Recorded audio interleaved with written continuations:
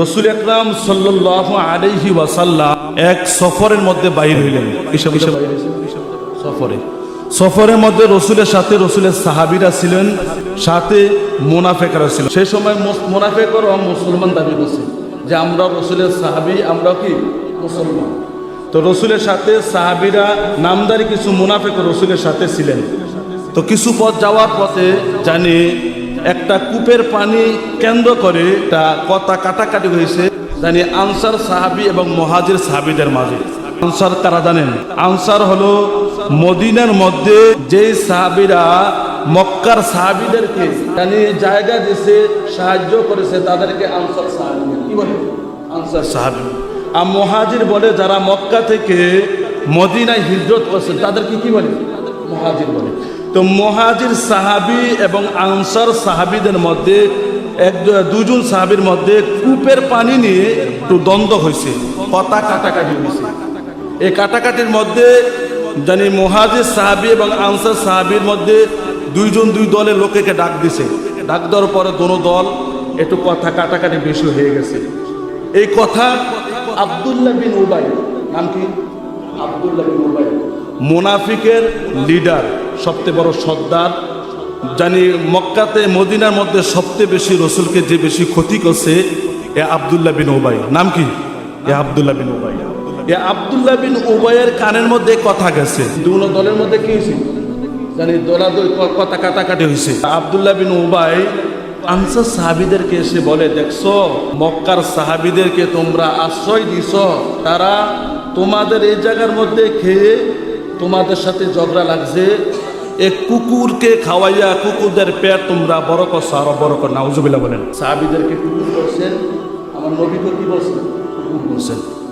তিনটা কথা তিনি বলছেন এবং তাদেরকে তার উচিত ছিল সেই জায়গার মধ্যে মিল করে দেওয়া। তিনি কি করছেন? আনসার সাহাবীদেরকে খারাপ করতে দিছে, তাদেরকে তোমরা আশ্রয় দিছ, কুকুরগুলা খেয়ে পেট ভরে করে তোমাদের সাথে লাগছে। দ্বিতীয় আরেকটা কথা বলছে, আর যে মুহাজির যে সাহাবী আছে সাহাবীদেরকে তোমরা মদিনার মধ্যে আসলে আর সাহায্য করবা, তাদেরকে দান সদকা করবা না।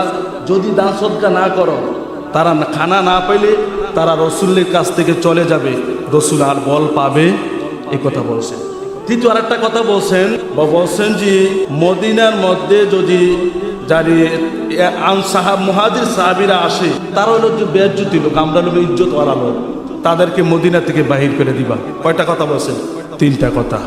এই কথাটা রসুলের একজন সাহাবী, মনোযোগ দিয়ে শুনবেন, রসুলের একজন সাহাবী যার নাম ছিল জায়েদ ইবনে আরকাম। নাম কি? জায়েদ ইবনে আরকাম। এই জায়েদ বিন আরকাম আব্দুল্লাহ বিন উবাইয়ের কথাটা শুনছে, শুনে রসুলের কাছে যায় বলছে, ইয়া রাসূলুল্লাহ, আব্দুল্লাহ ইবনে উবাই আমাদের নামে আপনার নামে আনসার সাহাবীদের কাছে এই কথাগুলো বলছেন। কি বলছেন? এই কথাগুলা বলছেন।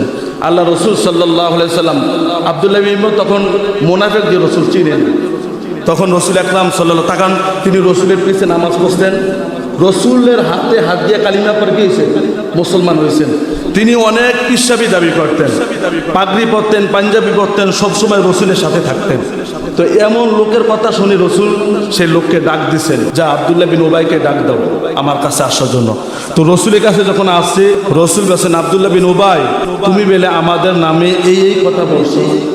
তো তিনি বলে, ইন্না লিল্লাহ ওয়া আস্তাগফিরুল্লাহ, আল্লাহর কসম রসুল আমি এই কথা বলি। তিনি কি করছেন? মিথ্যা কথা বলছেন। জায়েদ বিন আরকামকে মিথ্যাবাদী সমর্থন করছেন। তো রসুলের সাহাবী জায়েদ বিন আরকাম ছোট বয়সে ছিলেন, তো তিনিকে মিথ্যাবাদী বলছেন। আর আব্দুল্লাহ বিন উবাইকে কি বলছেন? সত্যবাদী বলছেন। তো রসুল আব্দুল্লাহ বিন উবাইয়ের কথা বিশ্বাস করছেন, তার কারণ তিনি বড় সাহাবী, নামাজ পড়ে রসুলের পিছনে, তিনি কার কথা বিশ্বাস করছেন? দেখবেন যে যারা সাজাইয়া গুছাইয়া রং দেখো বলতে পারে তাদের কথা বিশ্বাস বেশি যায়। তিনি কসম পেয়ে বলছেন, রসুল আমি বলি না। রসুল আকরাম সাল্লাল্লাহু আলাইহি ওয়াসাল্লাম যখন জায়েদ বিন আরকামকে মিথ্যাবাদী শব্দ করছেন, জায়েদ বিন আরকাম জানি ঘরের মধ্যে যাইয়া পেরেশানির মধ্যে আছে, মনটা খারাপ। রসুলের কাছে কথাটা বললাম, রসুল আমাকে মিথ্যাবাদী বললেন। তার চাচা ছিলেন, তার চাচা যায় কি জায়েদ বিন আরকাম তোমার মন খারাপ কি জন্য? আমি এই কথা বলছি, আমার কথা সত্য, কারণ আমি রসুলকে এই কথা বলছি, রসুল আমারটা বিশ্বাস করে না, আব্দুল্লাহ বিন উবাইটা কি করছে? বিশ্বাস করছে।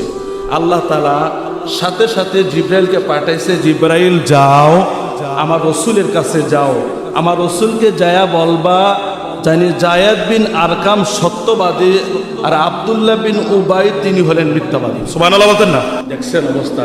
তখনই আল্লাহ তাআলা সূরাতুল মুনাফিকুনের প্রথম আয়াত নাজিল করছে। আল্লাহ বলেন ইযা জাআকাল মুনাফিকুনা ক্বালু নাশহাদু ইন্নাকা লারাসূলুল্লাহ